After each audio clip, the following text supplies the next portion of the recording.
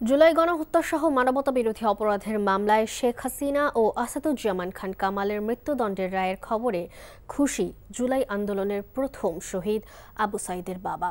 আর দ্বিতীয় শহীদ ওয়াসিমের বাবা বলেছেন, দ্রুত রায় কার্যকর চান তিনি। এছাড়াও দেশের বিভিন্ন স্থানে আনন্দ মিছিল করেছে বিভিন্ন রাজনৈতিক দল, শহীদ পরিবারের সদস্য এবং সর্বস্তরের মানুষ। ওয়ালিউল্লাহ অলির ডেস্ক রিপোর্ট।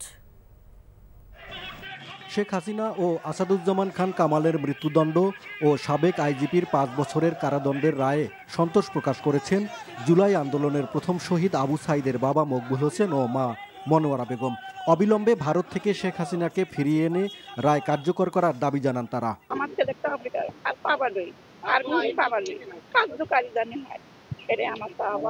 অতি দ্রুত গতিতে যেন ফাঁসি কার্যকর করে বাংলার মাটিতে, তাহলে আমি খুশি হই।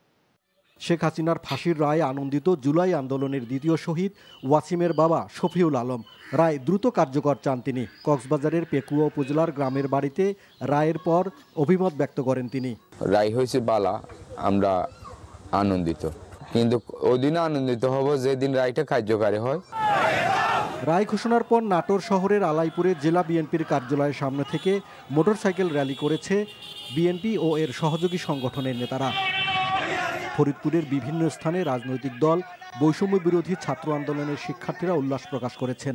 রায়কে স্বাগত জানিয়ে তারা মিষ্টি বিতরণ ও আনন্দ মিছিল করেছেন। শেখ হাসিনার মৃত্যুদণ্ডের রায় ঘোষণার পর জয়পুরহাটে আনন্দ মিছিল করেছে বিএনপি। ওয়ালিউল্লাহ অলি, এনটিভি নিউজ ডেস্ক।